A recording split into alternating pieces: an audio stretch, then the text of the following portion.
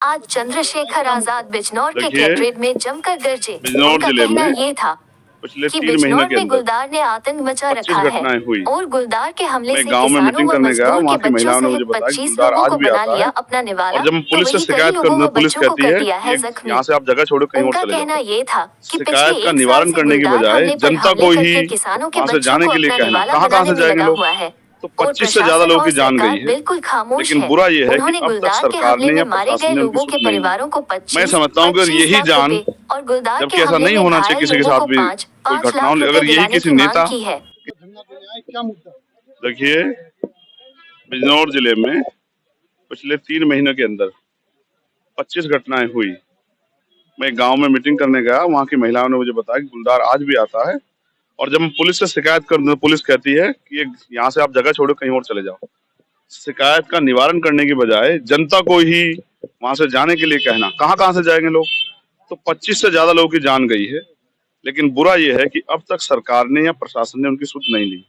मैं समझता हूँ कि अगर यही जान, जबकि ऐसा नहीं होना चाहिए किसी के साथ भी कोई घटना हो, अगर यही किसी नेता, किसी अधिकारी, किसी व्यापारी के बच्चों के साथ होता तो शायद इस पे कोई काम हो जाता। लेकिन ये घटनाएं किसानों के साथ, मजदूर परिवारों के साथ हुई है, सरकार ने इसलिए संज्ञान नहीं लिया। मेरे कहने के बाद कि 21 तारीख को मैं जिलाधिकारी जी के यहाँ हम 4-5 लोग जाके ज्ञापन देके सवाल पूछेंगे। आप ये मानिए कि उसके बाद अगले दिन 19 तारीख को फिर घटना हुई और एक बच्ची जो 12-13 साल की थी, और उसने भी इस घटना के बाद उसका गुलदार ने उस पर हमला किया, उसने भी दम तोड़ दिया। मुझे बहुत तकलीफ हुई कि किसी ने अपनी पत्नी खो दी, किसी ने अपनी माँ खो दी, किसी ने अपनी बहन खो दी, किसी ने अपना भाई खो दिया। एक हमारे किसान थे सिख यहाँ, उनका 22-23 साल का अकेला बेटा, उसको तो गुलदार उठा ले गया, उसकी जान ले ली। उस बाप से पूछो, उन माओ से पूछो जिन्होंने अपने 10-10 साल के बच्चे खोए हैं। और सरकार और पुलिस और एडमिनिस्ट्रेशन शांत बैठा है। मुझे ऐसा लगता है कि मेरे जैसे लोगों को यही राजनीति करनी चाहिए कि उनकी आवाज उठाएं। और हमने यहाँ मांग उठाई है कि 25 लाख रुपए का मुआवजा प्रत्येक परिवार को मिले। किसान अपने खेत पे नहीं जा पा रहा, गुलदार न जान ले ले। मजदूर अपने लिए काम करने नहीं जा पा रहा। बहुत सारे ऐसे लोग हैं जिन पे कोई रोजगार नहीं है, उन्होंने पशु पाले हैं, खेत में घास लाते हैं, घास का चारा खिला के दूध इकट्ठा करके दूध बेचते हैं। वो लोग परेशान हो गए, लोग भूखे मर रहे हैं, लेकिन कोई सुनने को राजी नहीं है। इसलिए मेरी जिम्मेदारी बनती है कि मैं यहाँ के संघर्ष करूं और सरकार से जवाब मांगू। आज हमने जिलाधिकारी जी को ज्ञापन देना है, जिसके जरिए हम 25 लाख रुपए मुआवजे की मांग की है। और घायल उनके लिए जो मर सके, उन परिवारों के लिए, और घायल लोगों के लिए 5 लाख रुपए की मदद की मांग की है। और मेरा प्रयास है कि वो जो पूरा क्षेत्र है उसमें सुरक्षा का माहौल बनना चाहिए। अगर जनता सुरक्षित नहीं, जनता टैक्स देती है, फिर अधिकारी कर्मचारियों से सवाल होंगे, और अधिकारी कर्मचारी सवाल से भाग नहीं सकते। अब तो मैं यही हूँ ना। अगला कदम क्या है? अगर जिलाधिकारी महोदय कहते हैं मैं बेबस हूँ, सरकार नहीं चाहती, तो फिर हम इसको प्रदेश स्तरीय आंदोलन बना के हर जिला मुख्यालय पे आंदोलन कराएंगे। और अगर उससे भी काम नहीं चला तो लखनऊ में जाके विधानसभा घेराव करेंगे। लेकिन हर कीमत पे नगीना बिजनौर के रहने वाले लोगों की जीवन सुरक्षा करना हमारी जिम्मेदारी। इस लड़ाई को हम लड़ेंगे। 2024 के लिए क्या तैयारी है आपकी? देखिए, ये जनता की लड़ाई लड़ना, जनता की आवाज बनना, यही मेरी लड़ाई है। इसको मैं 2024 में भी लड़ रहा हूँ, आज 2023 में आप गठबंधन से लड़ेंगे कि अपनी आजाद समाज पार्टी से लड़ेंगे? मेरा जनता से गठबंधन हो गया है। हम जनता के गठबंधन से लड़ेंगे। और बाकी अभी तो बहुत कुछ बाकी है। आने वाले दिनों में आपको बहुत कुछ जानने का मौका मिलेगा। नगीना कंफर्म क्या? यस, नगीना लड़ेंगे।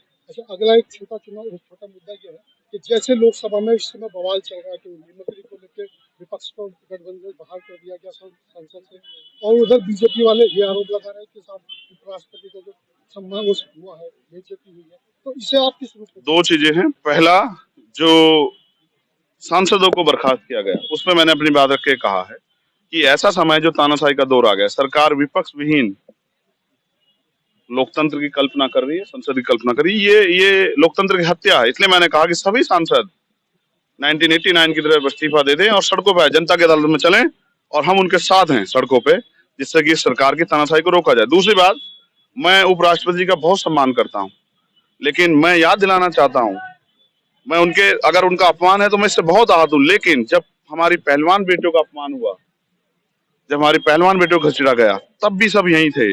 और जब 700 किसानों की जान गई, तब भी यहीं थे। जब प्रधानमंत्री एक शब्द नहीं बोल पा रहे थे, जब चुनाव आया तो हाथ जोड़ने पड़े। लेकिन पहलवान बेटे जिन्होंने देश का गौरव बढ़ाया था, वो भी शायद इसी समाज से बिलोंग करती थी। लेकिन जब उनके कपड़े फाड़े गए, उनको पीटा गया, उनको खींचा गया, तब शायद मुझे लगता है एक शब्द जो है उपराष्ट्रपति जी भी नहीं कह पाए। मुझे बहुत दुख है कि उपराष्ट्रपति जी भाजपा के इशारे पे एक गलत पिच पे खेल रहे हैं। किसानों को इसका बहुत बड़ा नुकसान होगा। मैं उनका बहुत सम्मान करता हूँ और उम्मीद है कि उनको भी खुद एहसास होगा कि वो भाजपा के तंत्र में ना फंसे। वो एक संवैधानिक पद पे उस पद की गरिमा बना के और आगे बढ़ते रहे। हम सब लोग उनका सम्मान करते, कोई उनका अपमान नहीं कर सकता। वो बहुत प्रतिष्ठित व्यक्ति हैं और समाज में और देश में उनका बहुत सम्मान, लेकिन आज वो बीजेपी के इशारे पे जो कर रहे हैं, इससे नुकसान होगा। जनता देख रही है कि किसानों की लाशों पे हंसने वाले भाजपा के लोग, पहलवान बेटियों के अपमान पे हंसने वाले भाजपा के लोग आज अपने आप कितना गौरवान्वित महसूस कर रहे हैं। तो इसलिए ये सब चीजें 2024 से जुड़ी हुई चीजें हैं, लेकिन जनता समझदार है।